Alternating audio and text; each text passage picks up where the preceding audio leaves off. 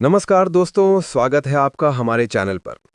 आज के इस वीडियो में हम बात करने वाले हैं एक ऐसी प्राइस एक्शन ट्रेडिंग स्ट्रैटेजी की जिसे अगर आप सही तरीके से समझ गए तो आपकी ट्रेडिंग में डिसीजन लेने की सोच पूरी तरह बदल जाएगी।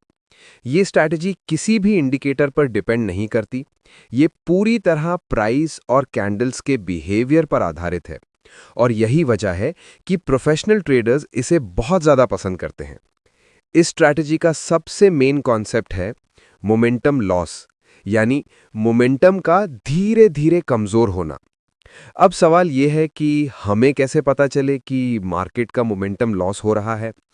तो इसका जवाब है कैंडल्स का साइज, उनकी विक्स और उनकी फॉर्मेशन।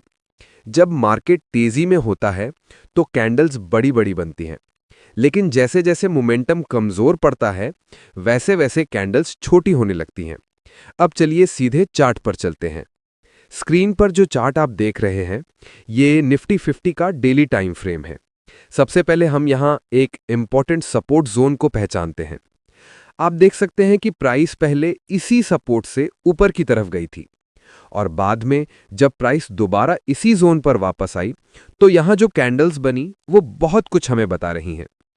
पहले एक बड़ी कैंडल बनी, फिर उससे छोटी कैंडल और फिर उससे भी छोटी कैंडल, यानी साफ साफ संकेत कि मार्केट का मोमेंटम अब कम हो रहा है। इसके बाद यहां एक लंबी विक वाली सपोर्ट रिजेक्शन कैंडल बनती है जो ये दिखाती है कि नीचे से प्राइस को सपोर्ट मिला है। और उसके बाद आती है एक डोजी कैंडल जो हमें अलर्ट देती है कि अब यहां से रिवर्सल संभव है। और जैसा कि आप देख सकते हैं यहीं से मार्केट ने एक स्ट्रॉन्ग अपसाइड मूव दिया। दोस्तों, यही है मोमेंटम लॉस का सबसे क्लियर उदाहरण। अब चलिए एक और एग्जांपल देखते हैं। यह चार्ट है बैंक निफ्टी का, फिर से डेली टाइम फ्रेम में। यहां भी एक मजबूत सपोर्ट जोन बना हुआ है। जब प्राइस इस सपोर्ट के पास आती है तो पहले एक बड़ी कैंडल बनती है, फिर कैंडल्स का साइज छोटा होता चला जाता है। इसका मतलब यह है कि सेलर्स अब कंट्रोल खो रहे हैं और बायर्स धीरे धीरे एक्टिव हो रहे हैं। यहां एक इनडिसीजन कैंडल यानी डोजी बनती है जो हमें एंट्री से पहले सावधान करती है।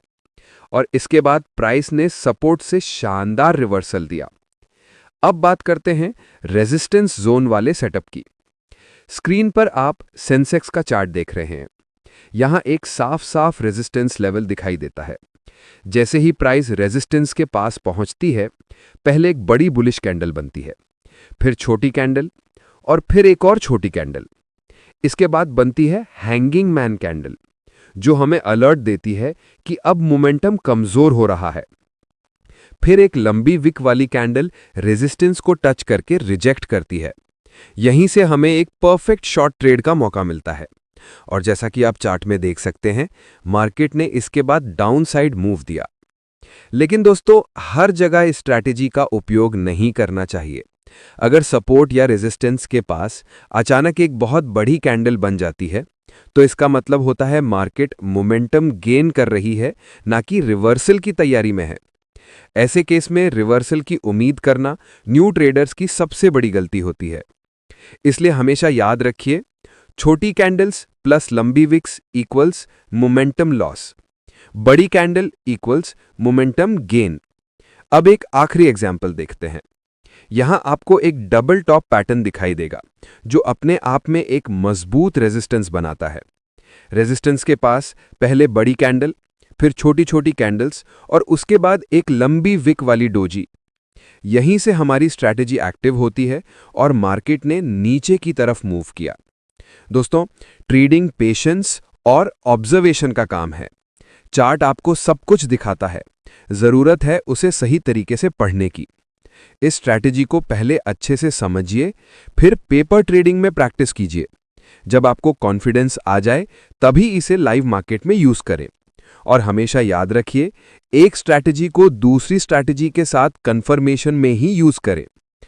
अगर आपको ये वीडियो पसंद आया हो तो लाइक जरूर करें, चैनल को सब्सक्राइब करें और बेल आइकन दबाना ना भूलें। नीचे कमेंट में जरूर बताइए कि आपको कौन सा कॉन्सेप्ट सबसे ज्यादा पसंद आया। तो दोस्तों, मिलते हैं अगले वीडियो में एक और नए प्राइस एक्शन कॉन्सेप्ट के साथ।